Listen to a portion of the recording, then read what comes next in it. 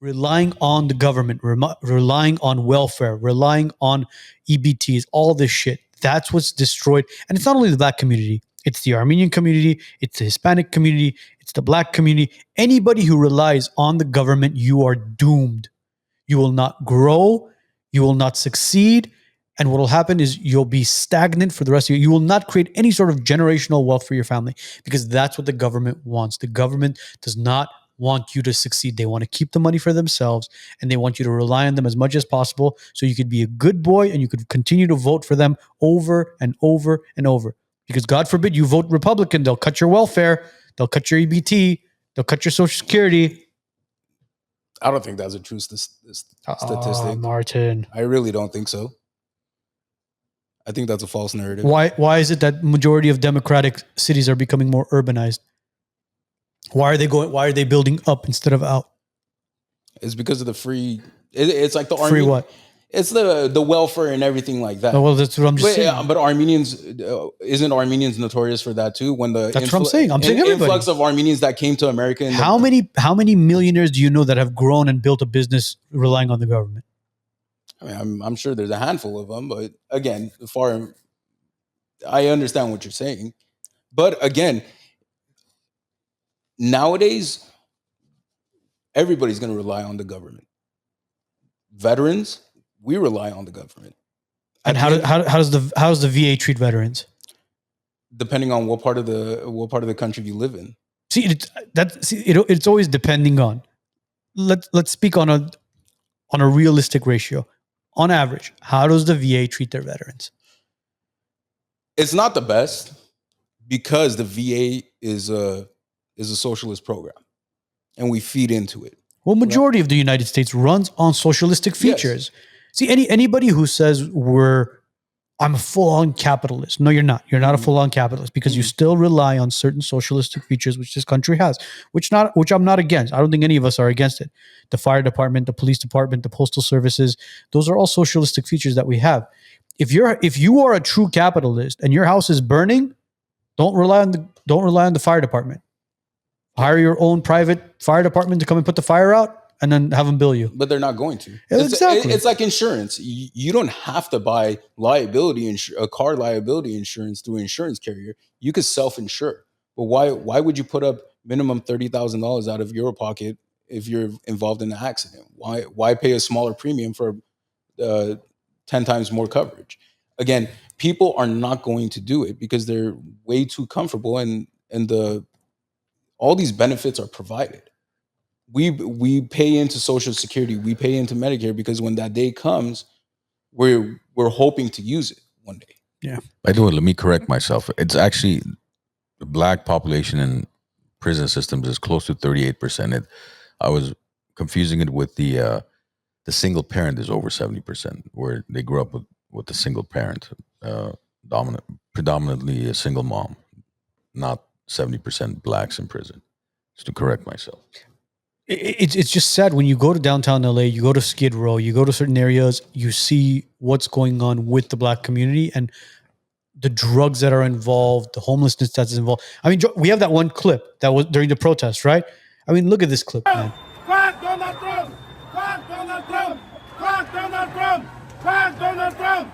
Fuck Donald Trump! Fuck Donald Trump! I mean, so you basically have a bunch of people protesting in downtown LA saying fuck Donald Trump while there's a cracked out guy sitting literally practically passed out on the sidewalk and it's his fault. It's not Karen Bass's fault. It's not Gavin Newsom's fault. It's Donald Trump's fault that whatever is going on is going on. LA needs to fix themselves before they could begin to point fingers at but it's not only LA. It's I think it's a whole country cultural issue. I remember one day I was exiting the freeway and to the left, I was with my friend and to the left was a colored person, a white person holding up a sign saying give me money, and to the right there was a lady selling mangoes. That's the problem we have in this country. So if you get rid of the Hispanics, because this country the people became so lazy that they're not willing to work. Trump made a comment a while ago saying during a debate saying the Hispanics took away black jobs. What are black jobs? Hispanics didn't take anybody's job. It's the country became lazy. Hispanics are the most hardworking people in all of America. I've never 100 seen a Hispanic homeless person. I haven't either. Never. I've been here for almost 40 years. I've never seen one. I've seen a Hispanic drug addict, but as far as homeless, a Hispanic person will do anything and everything they can to get work, get paid, pay their rent, provide for their family. And you know what it comes down to? It's a culture thing. Yep. These people have culture. And They pride. have, pride, yes, Right. and pride. They have morals, they have values, they have principles, and they have pride. Latinos will help other Latinos in any case, bro. Like, let me give you the best example. Go to a construction site and ask for their foreman. Latino guy, right? And then ask them who the workers are. Oh, this is my cousin. This is my cousin's friend. This is my uncle. This is my this. They'll give each other job, bro. They'll give each other work. You hire a Hispanic foreman, I guarantee you'll have a bunch of workers for you because they will stand side by side to each other and help each other out. They'll never trample over one another ever. I think they're the hardest working people. And again, we do blame Trump for jumping the gun when it came to this whole immigration crisis shit. Well, I think the first presidency, legitimately, I think everybody has a conspiracy theories. Maybe he did win or it was stolen from him, whatever. I think he lost only because of the whole George Floyd thing. He didn't speak on it. And that was a problem. Mass majority of people of what happened to the guy was messed up. That cop shouldn't have done what he did because he was pleading for help. Yeah, he was going into respiratory distress because he was high on drugs or whatever the case was. Yeah. But if you're crying for help, the cop shouldn't have need him for that long, right? And I think Trump not speaking on it really disturbed a lot of people. Yeah, when was the last time we had a legitimate election? In the 1800s when only 50,000 people were voting? There's always going to be corruption. But I think, honestly, he legitimately lost. I think every president should speak about the actual crimes and the gang violence that are going on daily in America, in major cities from Chicago, St. Louis, Charlotte, all these cities where gang violence is going on and people are dying daily. That's what they should talk about, but they don't. They bat an eye to it.